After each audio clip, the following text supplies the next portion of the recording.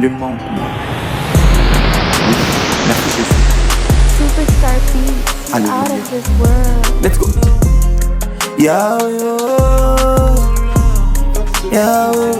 Vous allez produire de bons fruits. C'est pas... Bonjour Kinshasa, bonjour Brazzaville. Nous sommes très heureux de vous retrouver ce jour comme on avait pris rendez-vous. De commencer à se retrouver ensemble autour d'un sujet important dans Action positive, motivation chrétienne. Nous avons tout intérêt de rester scotchés. Il ne faut pas zapper, ne bougez pas. Ceci vous concerne. Ceci vous concerne. Alors, Action positive a préparé des surprises agréables pour vous ce jour. Nous avons la joie de recevoir pour vous M. David Kayembe Chimata, que vous avez eu l'honneur de découvrir la fois dernière. Il revient encore de nouveau avec plein de jolis trucs qui vont révolutionner votre joie et votre foi, ainsi que votre vie sera affectée. Dans les minutes qui suivent, nous allons découvrir notre invité, et qui n'est plus à présenter bien sûr, étant donné que nous avons découvert qu'il a plein de trucs en lui. Il y a des dons que Dieu lui a donnés qu'il est en train d'exploiter pleinement, et il est en train de vouloir vous en contaminer. Et nous allons découvrir aujourd'hui un sujet très important qu'on va parler avec notre invité. Et restez collés, scotchés à votre chaîne Action positive pour la motivation chrétienne. Notre invité maintenant. Bonjour, bonjour M. David. Santé. Prenez place. David, ça va? En tout cas, je vais bien. Ok, on va passer, j'ai été appelé par les téléspectateurs qui m'ont appelé partout. Oh là là, ah bon? Ils ont aimé votre prestation. Ok. Dire, appelez-nous M. David, moi je dis, est-ce qu'on va, si on peut du temps, nous serons ensemble. Heureusement que vous êtes là. Action positive, vous remercie pour votre disponibilité. Merci beaucoup. M. David, vous n'êtes plus à présenter. Je sais que vous êtes M. David Kayembe, notre invité vraiment, qui sera là. Action positive, motivation chrétienne, c'est votre plan. Alors, je souhaite que vous vous sentiez à l'aise parce que bientôt, ça va chauffer. Merci. Monsieur David, êtes-vous vraiment fier d'être Monsieur David? Je tiens d'abord à remercier l'Action positive pour cette belle invitation qu'il me donne en ce moment. Et je tiens aussi à remercier vous, qui est vraiment un papa très cool, un homme très respecté dans le pays de par autres. Alors je tiens aussi à remercier le grand public, pour ceux-là qui nous suivent de l'autre côté là-bas, aux États-Unis, Matadi. Je tiens aussi à remercier mon grand frère Christian, qui est en Afrique du Sud. Je tiens aussi à remercier mon ami. Merci beaucoup. Merci. Soyez bénis, vous tous qui nous suivez de partout, en Afrique du Sud, aux États-Unis, en France, et partout dans le monde. Vous qui nous suivez à Kinshasa, Brazzaville, Cabinda, partout. Nous allons arriver à la phase où nous allons citer le nom. Ce que je n'ai pas cité, si je n'ai pas cité les noms. Non, vous aurez tout le temps, mais c'est Merci beaucoup. Action positive, c'est votre maison. Vous aurez le temps de citer tous les noms. Pour le moment, nous passons à l'essentiel, M. David. Est-ce que vous êtes fier d'être vous? Merci beaucoup, Papa. Je répondrai ceci. Je suis fier d'être moi parce que Dieu n'a pas créé l'esthétique. Dieu ne crée pas, Dieu crée toujours l'originalité parce que lui-même c'est un Dieu original. Alors imaginez-vous. Dieu n'a pas créé des pommes défendues. Exactement. Tu peux avoir peut-être vous avez une faim qui soit une soif. Du coup, vous allez dans un supermarché, vous trouvez il y a l'eau de fantaisie, soit vous trouvez une pomme de fantaisie. En vous approchant comme ça, parce que c'est tellement beau, et en vous approchant, du coup, vous trouvez que ce n'est pas vraiment bouche. Vous serez déçu, n'est-ce pas? Alors, c'est pareil aussi avec moi, si je ne suis pas moi. Parce que quelqu'un a dit, soyez vous. Il a dit aussi, je ne savais pas que j'étais moi. Parfois, il y a des temps où on passe, on prétend être ce que les autres vous disent qu'ils vous êtes. Mais en réalité, vous avez tant de choses, mais vous oubliez que vous êtes vous. Soyez vous. Moi aussi, je ne savais pas que j'étais moi. Mais aujourd'hui, je suis sûr que je suis moi. Depuis que tu vivais, tu ne savais pas que tu étais toi. Oui, je ne savais pas. Je vais J'essaie un peu m'expliquer. de vous expliquer, Je vais m'expliquer. M. David. Jusque-là, je n'ai pas compris ce que vous voulez dire. Papa. Regardez Gédéon. Dieu apparaît, l'ange apparaît à Gédéon, il dit à Gédéon, vaillant héros. Mais Gédéon était frustré parce qu'ils étaient en guerre contre les Madianites.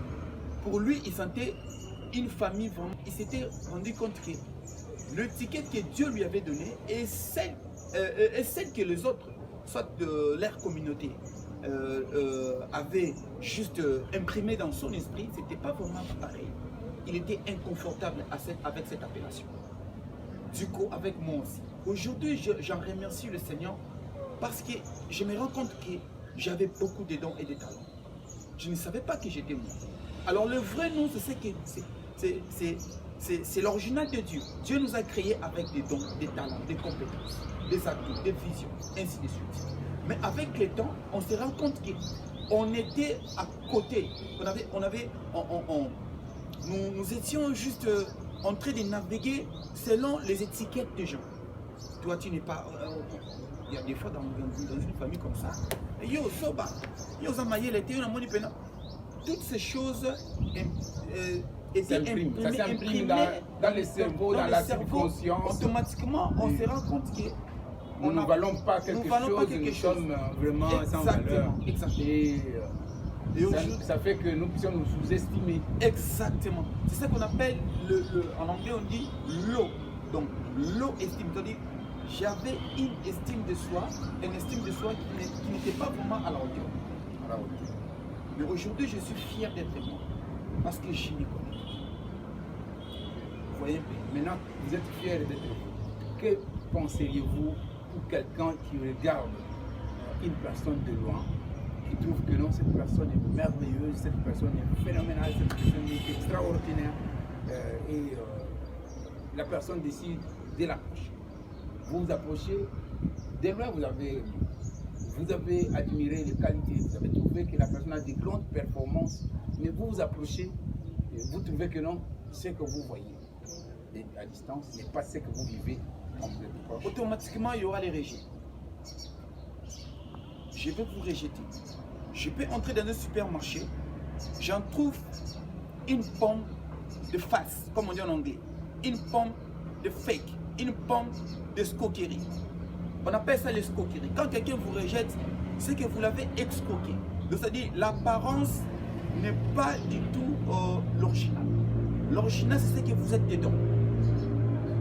Donc, comme vous avez donné le type d'une pomme de fantaisie au supermarché, et là, vraiment la forme de la pomme, même couleur, ça donne envie de manger. Ça donne envie de manger. Et quand vous touchez, vous voulez mettre dans la bouche, vous constatez que ce n'est pas vraiment de l'original.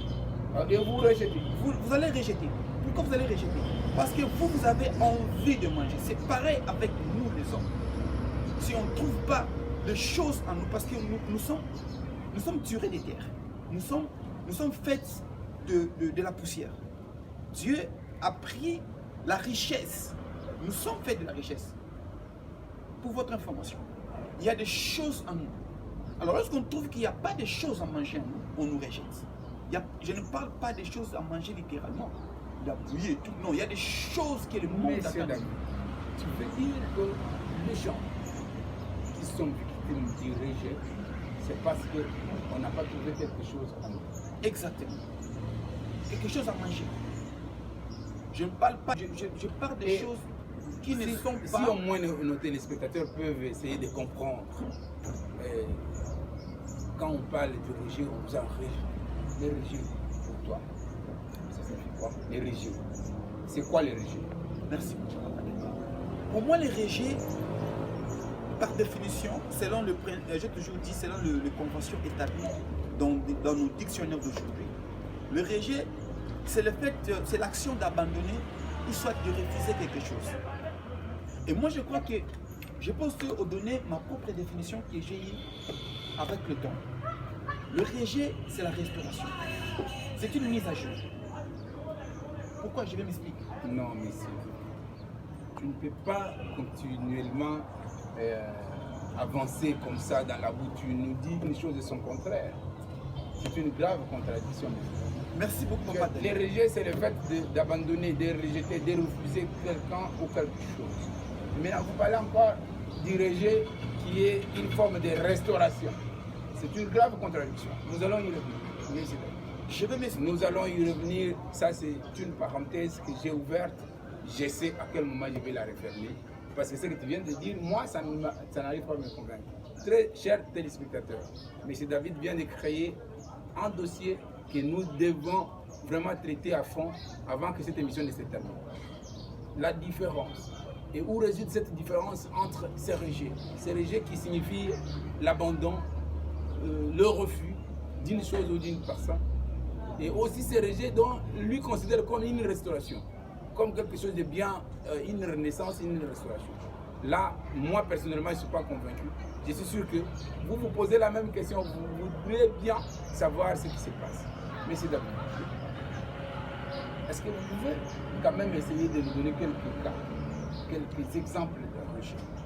Par exemple, quelqu'un qui nous suit en ce moment, moi personnellement, toi, parce que les cas de rejet, c'est un cas qui touche presque à tout le monde, mais quelques cas de figures, des exemples types de personnes qui peuvent dire non, je me sens rejeté, je suis rejeté, j'ai déjà été victime d'un rejet.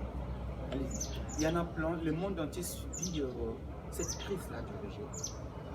J'en dirais même plus, je suis un témoin oculaire.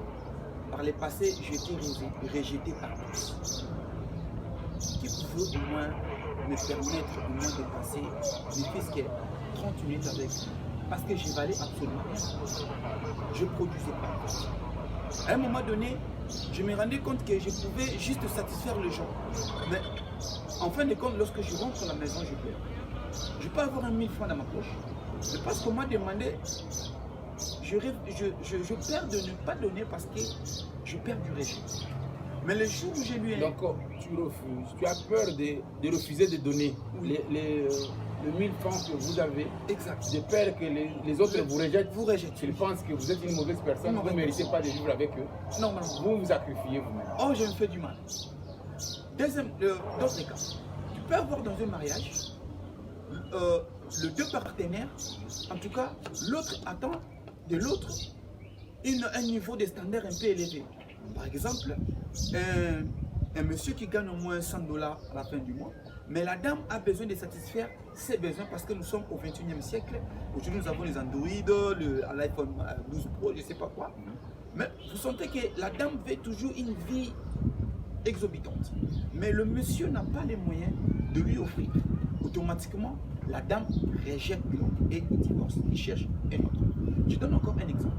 Dans une maison, vous avez, je ne sais pas, un oncle, un ami, je ne sais pas tout, mais cet ami-là n'a pas fait les études universitaires. Mais arrivé dans votre maison, vous le négligez. Peut-être vous donnez une chaise qui n'est pas confortable. Vous donnez une place qui n'est pas vraiment une place adéquate pour qu'il soit à l'aise, par exemple. Vous dites restez là-bas dans les garages, on va vous en rappeler tout ça. Pourquoi vous lui rejetez parce qu'il n'a pas un standard que le monde a établi. Il n'a pas étudié, il n'a pas un bac. Vous voyez un peu genre, entre amis, nous sommes amis avec toi. Mais à un moment donné, Dieu vous fait grâce, vous voyagez de par le monde et puis vous avez un poste vraiment éminent. Et du coup, parce que je ne suis pas à votre standard, du coup vous me rejetez. Les rejets, on peut l'expecter partout. Donc les rejets est une monnaie courante. Exactement. Dans la société humaine. Non. Tout le monde a déjà expérimenté ça. Tout le monde a déjà été rejeté. Même Jésus, le Fils Même de Dieu, a été façon, rejeté par les siens. Okay. Donc ça touche tout. C'est comme dans une entreprise. Exactement. Où on attend un résultat quelconque. Tu as soulevé un très bon pesquisé. J'ai travaillé dans une entreprise de télécommunications, je ne sais pas le nom pour ne pas faire la publicité. J'étais le cerveau moteur. J'étais le directeur commercial, designer, marketeur, ainsi de suite. Mais à un moment donné, lorsque l'entreprise a pris de l'envol, automatiquement, si on veut jeter son chien, on l'acquise de quoi? Oui, quand on veut noyer son chien, on l'acquise des rages. Ouais. C'est pour rejeter la personne parce qu'on sent que la personne deviendra comme un Vous voyez? Alors, c'est une mauvaise mentalité pour dire qu'on peut lui rejeter pour prendre une autre personne parce que lui, là, il nous connaît déjà, il connaît déjà tout ce qui se passe ici. Il risque de nous piquer juste de pouvoir. Manque de leadership. Crise de leadership peut aussi pousser les gens à rejeter les gens qui sont épais et les faire connaissance. Il y a aussi des gens qui méritent d'être rejetés. Exactement. Non, je ne dirais pas ça. Je dirais ceci, je vais vous donner un exemple.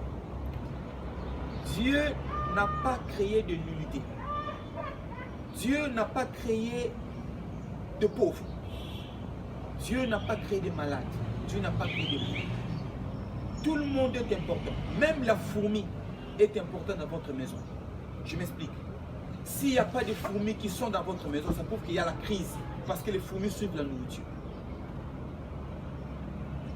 À combien plus fort? Maintenant, la personne qui Dieu a créé son image. Tout le monde le fait. Tu ne peux pas rejeter. Tu ne peux pas rejeter. Donc quand tu dis que non, c'est tout à fait normal, quelqu'un soit rejeté parce qu'il n'a pas été à la hauteur, on attend de lui des résultats, mais les résultats se font attendre et puis les résultats ne viennent pas. Exactement. Alors, ce n'est pas la personne, mais c'est l'ignorance qui active la personne, le rejet. Donc c'est-à-dire l'ignorance amène la personne dans un état où il se rend compte qu'il n'est pas aussi important devant les gens, mais c'est parce qu'il est ignorant peut-être de ses richesses intrinsèques. Parce que dans la vie, on ne court pas derrière les gens, mais on court derrière les choses que les gens ne peuvent pas voler. Ce sont les richesses internes. Si vous êtes ignorant, si vous êtes ignorante, automatiquement, vous allez subir ce qu'on appelle du rejet. donc si je vous comprends bien, nous sommes en train de subir les rejets à cause de notre union. Exactement. Que pouvons-nous faire au cas où on se retrouve? Parce que tout le monde, il y a des patrons qui se sentent rejetés par les employeurs. Il y a des employés aussi qui se sentent rejetés par les employés. Exactement. Et pas les employés qui se sentent rejetés par les employeurs. Les femmes rejetées par les maris rejetés par les femmes, les enfants rejetés par les parents, ainsi de suite dans cette société. Mais que faire? Parce que là, quand on est rejeté, on est foutu. On n'a plus de voie de sortie. Non, maman. Je vais vous dire quelque chose qui peut un peu vous choquer. Je parle aux téléspectateurs qui nous suivent en ce moment. Ne suivez pas le travail. Ne suivez pas le succès. N'allez pas demander un travail. Ne soyez pas un commandeur d'emploi. Mais soyez votre... Je vais m'expliquer. Comment? Prends ton temps. Que l'on soit son propre employeur. Ton propre emploi. Qu'est-ce que Sois ton propre emploi. Je vais m'expliquer. Pour ne pas subir le régime. Regardez comment ça se passe. Tu ne verras jamais un manguier, soit un arbre qui produit des mangues, aller dans un supermarché pour aller se faire vendre par lui-même. Ça n'existera jamais. Au moins que les gens fuient et qu'on filme et que c'est du mystique. Ok, ça ne peut pas arriver. C'est pareil avec nous. Lorsque nous courons derrière les gens, lorsque vous voulez toujours que les gens soient avec vous, soit vous voulez que les autres vous aident, ça c'est ce qu'on appelle l'esprit de la pauvreté. Personne au monde entier aime au moins les personnes qui sucent le jus. À un moment donné, il trouve que la personne ne produit pas. Même Jésus a dit, dans la Bible, Jésus s'approche auprès d'un figuier, il trouve que le figuier ne produisait pas, il a maudit le figuier. Les gens nous maudissent, pas seulement par la bouche. Quand on nous rejette, c'est déjà une malédiction. Raison pour laquelle, si tu ne produis rien, automatiquement, tu es censé être rejeté. Ça, c'est automatique. Raison pour laquelle, développe les grâces, les atouts, développe les compétences. C'est comme si vous préparez la terre, vous préparez la terre. Ça dit quoi? Découvre la graine et jette de l'engrais. Lorsque vous prenez une graine, vous mettez là, vous attendez que la pluie, vous allez prendre du temps. Jetez, sème la graine et maintenant, vous pouvez maintenant jeter de l'engrais. L'engrais veut dire quoi? Apprenez pour développer cette compétence vite. Vous trouvez que vous aimez la machine, vous aimez trop faire du Photoshop. Maintenant, vous fabriquez vous-même. Non, non. Allez-y auprès de la personne qui s'y connaît déjà en la matière. C'est comme si vous mettez de l'engrais, déjà, la graine est déjà là, vous avez jeté juste de l'engrais. Donc, quand vous jetez de l'engrais chimique sur une semence déjà, une terre déjà faite. Directement, dans un clé d'œil, automatiquement, pouf, donc, c'est déclenchement du miracle. la personne qui vous avait rejeté après une année, automatiquement trouve que vous avez déjà 5 compétences que vous avez développées, automatiquement vous devez important. J'apprécie beaucoup, paix à son âme, le pasteur, l'homme de Dieu, Martin Luther King. C'est lui qui a inventé Have a Dream et tout aux États-Unis. Il a dit, si vous êtes une mangue, restez une mangue. Si vous êtes un pain, restez un pain. Si vous êtes une galette, restez une galette. Ne soyez pas les deux au même moment. Parce que si quelqu'un écrit un bouquin, il chante une très belle chanson, les gens vont créer un chemin pour trouver la personne, même s'il est au fond du pays. Pour dire quoi? Même si le mangue est au fond du pays, si une personne voit seulement non, je vois les mangues qui sont déjà mûrs, automatiquement il va appeler les autres qui ont la faim comme lui. Automatiquement, ils vont courir auprès de la mangue, même si la mangue se trouve au fond du pays. Les gens vous rejettent parce que vous n'avez pas encore de fruits, mais les fruits sont tellement... ce n'est pas encore mûr en fait. Vous voyez, quand vous prenez une mangue qui n'est pas mûre, qu'est-ce que vous sentez dans vos dents? C'est aigre. Automatiquement, les gens vous trouvent aigre parce que vous avez des fruits, mais ce n'est pas encore mûr. Pour que les fruits soient mûrs, qu'est-ce que vous allez faire? Découvre la graine, jette l'engrais chimique, développe-toi. Et laissez maintenant la nature faire son travail. Vous allez ramasser les emplois, pas de problème. C'est pourquoi beaucoup de gens, j'encourage les gens qui travaillent, les employés, les employeurs, les employés, ainsi de suite. Travaille 20% dans ton travail, 80% sur ton développement personnel. Je me répète encore.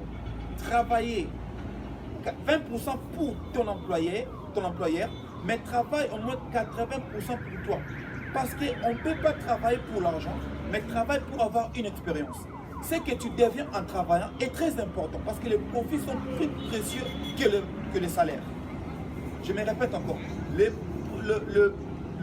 prix sont meilleurs que le salaire. Pourquoi? Je m'explique. On peut travailler, moi et toi on travaille chez Vodacom, mais moi on me paye 200, toi on te paye 500. C'est pas ce que l'entreprise te paye. C'est pas ce que l'entreprise paye, c'est ce que l'entreprise te paye. Parce que c'est lié à ta philosophie. Donc, c'est-à-dire quoi? Si vous voulez gagner les 500 au moins, tu dois apprendre, tu dois au moins avoir mes informations. Tu dois t'informer. Les riches n'achètent pas parce que c'est cher. Oh, c'est moins cher. J'ai eu les cours de vente. Dans la vente, qu'est-ce qu'on dit? Ce n'est pas les prix qui incitent les gens à acheter, non. Les gens achètent par rapport à la valeur. On peut dire la qualité. Parce qu'il y a un principe là, comme les prix s'oublient, mais la qualité reste. Exactement. Et les riches n'ont pas besoin de savoir ça coûte combien. Exactement. Ils ont besoin de savoir si la qualité et la performance répondent à ces exigences. Exactement, Papa Dan. Ce que l'on devient est plus important que par rapport à ce que l'on gagne. Ce que l'on gagne est passager, mais ce qu'on devient est éternel. Parce que vous allez accumuler, vous allez acquérir la connaissance, l'expérience, la sagesse et tout ce qui va avec. Ne me demande pas combien je gagne, demande-moi comment je fais pour gagner ce que je fais. Ouais. Justement, là, je suis tout à fait d'accord avec toi, et c'est David. Mais il y a des personnes qui sont refusées. Vous êtes en train de donner beaucoup de théories. Vous définissez le rejet comme une restauration. Comment est-ce possible? Vous êtes déjà rejeté parce que vous n'êtes pas à la hauteur. Vous n'avez rien à donner. Vous êtes inutile. Parce qu'on dit en français, on est important que lorsqu'on est utile. On reçoit les éloges quand on est utile.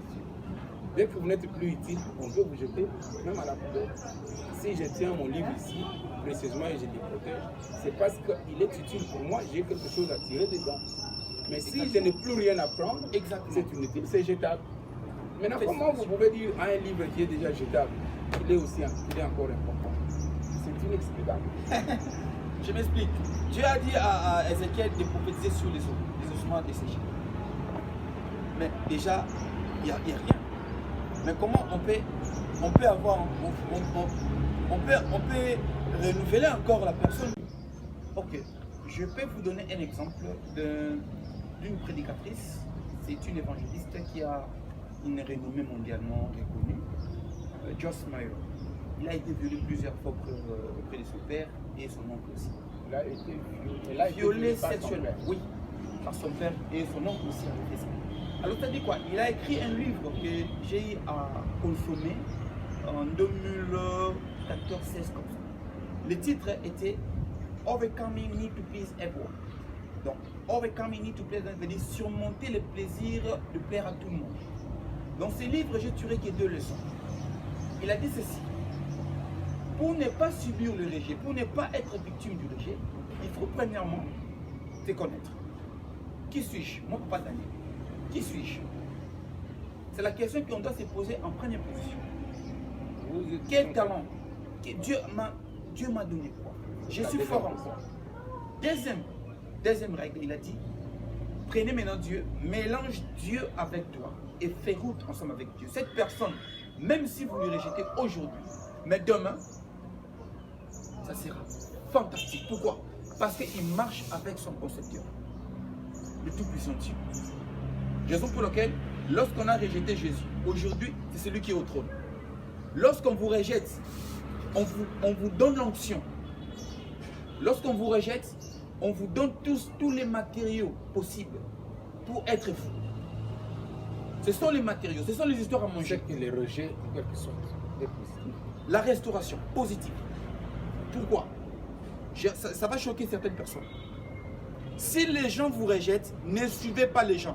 Je n'ai pas besoin de faire un discours. Je dis ceci. Ne suppliez pas les gens de rester avec vous. Si quelqu'un part, laissez-lui partir parce que ce qu'il devait vous donner, c'est déjà fini, parce que sa mission est terminée. Ne suivez pas les gens derrière. Ressourcez-vous auprès du Créateur parce que c'est lui qui vous connaît. Alors c'est à lui que vous devez au moins courir parce qu'il a des choses à vous donner. Il a des choses à faire. Lorsque vous prenez les rejets comme une drame, les rejets peuvent vous tuer. Les rejets peuvent détruire le potentiel.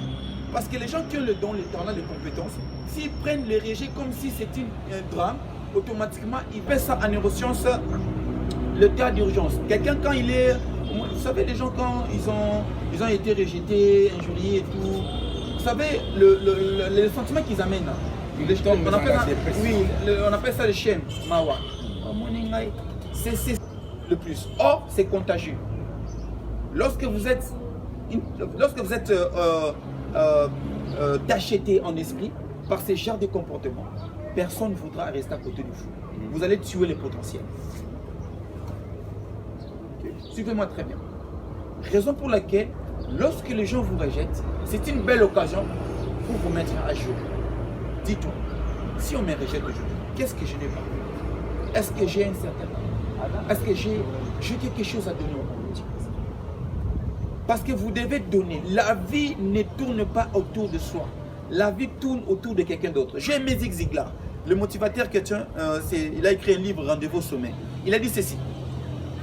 Il a dit quelque chose qui m'a un peu... vous voulez avoir tout ce que vous voulez dans la vie, commencez d'abord par donner ce que les gens veulent. La vie ne tourne pas autour des réceptions. La vie tourne autour d'un donateur. Si vous êtes un donateur, automatiquement, vous serez admis. Même la Bible dit, le présent, les dons ouvrent les portes. Le présent ouvre les portes. Et il écrase les principes établis, il brise même les conventions et il place la personne au milieu même de ses ennemis. Même tes ennemis viendront te demander le service. Il est ton ennemi, mais il n'a pas le choix parce que tu as les dons. Comme moi, je fends, mais je n'ai pas besoin de voir si l'arbre est beau et si c'est beau, coloré ou pas. Je m'en fous. J'ai besoin du fruit qui est déjà mûr. Automatiquement, j'aurai besoin de l'arbre. Automatiquement avec toi. Les gens ne vont pas se rendre compte que tu es mauvais. On s'en fout mais nous, on a besoin de ce que toi tu as. Parce que si tu ne donnes pas ça, nous serons fouchés. Okay. Raison pour laquelle vous voyez aujourd'hui les gens qui sont fliqués, qui ont beaucoup d'argent, mais ils ne sont pas bons. Mais la femme reste avec quand même. Les amis restent avec quand même. Pourquoi? Parce qu'ils ont quelque chose à donner. Ok. À très cher téléspectateurs, je sens que plein de jolis trucs nous arrivent de la part de notre invité, M. David. Aujourd'hui, il nous a mené beaucoup de choses. Certaines personnes se demandent comment aujourd'hui l'émission n'est pas décontractée. Mais ce sont des choses très sérieuses qu'il faut prendre aussi avec un air sérieux. Si vous avez quelque chose à donner, vous aurez de la place dans la cité des hommes. Vous serez aussi respecté parmi les hommes parce que vous avez quelque chose à donner. Parce que si vous n'avez rien à donner, maintenant vous allez dans les rendez-vous d'y donner et d'y recevoir comment? Or, nous sommes dans un monde où il faut avoir quelque chose à donner pour recevoir aussi quelque chose des autres. Alors, je donne totalement raison à notre invité. Il y a une question que vous m'avez soufflé à lui poser en rapport avec les personnes rejetées. Qu'est-ce qu'elles peuvent faire concrètement pour sortir de cette situation, pour commencer maintenant une nouvelle vie? Parce que ceux qui nous suivent, vous avez déjà été rejetés par votre mari, par votre femme, par vos enfants, par votre patron ou par n'importe quelle personne que vous avez eu à contacter dans votre vie. Aujourd'hui, vous souffrez, vous êtes tombé dans la dépression. Nous demandons à notre invité de nous expliquer ce que nous pouvons faire concrètement, par où nous pouvons commencer. Vous avez évoqué le cas de Joyce Meyer, qui a parlé qu'il fallait d'abord se connaître soi-même et marier sa vie avec son créateur, son concept. Et par la suite, qu'est-ce que la personne doit faire pour au moins commencer une nouvelle vie après s'être retrouvée victime du rejet? Merci beaucoup. Papa Daniel, je crois que j'aimerais bien être un peu clair. Toutes les personnes qui sont rejetées en ce moment, nos très chers téléspectateurs qui nous suivent en ce moment, si vous êtes rejeté quelque part, ne vous en faites pas. Faites comme l'aigle. Je vais vous donner le principe de l'aigle. Il a livré beaucoup de combats. Qu'est-ce qu'il fait? L'aigle s'éclipse. Il va aller sur une montagne pendant 30 jours. Il va au moins enlever toutes ses plumes. Il va rester nu pendant 30 jours. Il va commencer à se laver. Il a fallu que l'eau soit là, avant qu'il soit là aussi. Il va rester là pendant 30 jours. Il va aiguiser encore sa bec parce qu'il a tué, il a fait beaucoup de choses. Parce que le fait d'enlever le plume, c'est le fait de dire enlève maintenant le mauvais caractère, sois une nouvelle personne. Je disais ceci. Pour toute personne qui est rejetée, je crois que mon conseil sera celui-ci. Ils doivent au moins s'éclipser, aller quelque part pour se ressourcer. Ils ne doivent pas s'éclipser. Dites-leur. Je dis ceci. Si vous êtes rejeté, je ne sais pas par quelle situation vous êtes dépassé, mais moi je crois que la meilleure des choses à faire, mariez-vous avec Dieu, parce que Dieu a de semences. Lorsque vous faites un mariage avec Dieu, Dieu va vous enceinter, il va vous donner une semence. Vous allez produire de bons fruits. C'est par là que vous allez voir que les personnes qui vous avez rejetées auparavant, ils viendront maintenant auprès de vous pour chercher quelque chose auprès de vous. Et vous avez donné l'exemple de l'aigle. Premièrement, je dirais ceci. Étant que chrétiens, soyez les hommes de prière. Ne vous limitez pas seulement à la prière parce qu'il y a des choses qui ne viennent pas par la prière. Soyez aussi les hommes d'action. Dieu travaille seulement avec les gens. Dieu cherche une personne. C'est pourquoi il a dit, celui qui détruit mon temple, moi aussi je vais le détruire. Pourquoi? Parce que Dieu a besoin de ce corps pour réaliser les choses dans ces bas mondes. Dieu règne dans l'éternité, il règne dans le temps. La Bible dit, toute langue confesse et tout genou fléchissent devant le Seigneur. Pourquoi? Si vous êtes fauché, Dieu sera honteux. Parce que l'esprit que vous avez, c'est le logo de Dieu, c'est l'image de Dieu. Une entreprise, lorsque vous achetez papa Daniel, excusez, lorsque vous achetez ce téléphone et que le téléphone ne fonctionne pas bien, dans le carton, dans le dépliant, on écrit si vous voyez qu'il y a des dysfonctionnements, veuillez recontacter le concepteur. Parce qu'ils doivent garder leur image intacte parce que l'appareil doit fonctionner correctement pour la publicité de l'entreprise. A fortiori maintenant le Seigneur. Le Seigneur est bon. Bien aimé, je vous lance un appel. Si tu n'as pas encore reçu le Seigneur Jésus comme ton Seigneur et Sauveur, crois en lui maintenant. Prie, Seigneur, je crois en toi, j'ai besoin de toi, viens dans mon cœur, entre et je vais faire route avec toi. Et quand tu fais ça, mais laisse-le maintenant entre les mains de Dieu. Rejetez vraiment les histoires qui sont un peu, voyez, TikTok, tout ça, chérie. Non, non. Je conseille aux jeunes, soyez productifs et croyez en Dieu. La vie n'est pas quelque chose que vous allez vivre ici éternellement. L'impiaka, le manquement, le rejet, c'est quelque chose qui est passager. Rien n'est éternel. L'éternité là-bas conçoit des choses éternelles. Si tu es rejeté ici, le rejet n'est pas éternel parce que vous êtes dans le temps. Tout s'arrête, tout passe. C'est un moment, c'est un voyage. Appréciez le voyage parce que lorsque vous allez arriver au sommet, vous aurez quelque chose à dire, vous aurez un témoignage. C'est ce que je voulais dire. Merci beaucoup, monsieur David. Vous êtes formidable, vous êtes phénoménal. C'est tout ce que vous venez de dire maintenant là, ça a émerveillé mon cœur. Puis dans les fins fonds profonds de moi, j'ai senti comme cette femme-là qui avait salué Marie, Elisabeth. Elle a salué Marie, elle a dit, l'enfant qui était au-dedans de moi a bougé. Donc, merci à tous les chers téléspectateurs. Nous sommes arrivés à la fin de notre tranche. Je sais que vous serez toujours édifiés. Et c'est le Seigneur lui-même qui donne la vision, qui donne la provision. Comme il vous a envoyé ce message, il a la capacité de vous restaurer. Ne vous considérez pas inutile. Si vous voyez que le monde vous a rejeté, mais votre Créateur a besoin de défendre la couleur de son entreprise que vous êtes. Le logo que vous portez, c'est son esprit qui est en vous. Donc, il a l'intérêt de protéger l'image de son entreprise en vous protégeant et en vous donnant la nouvelle valeur. Amen. Let's go. Yahweh, Yahweh, yeah.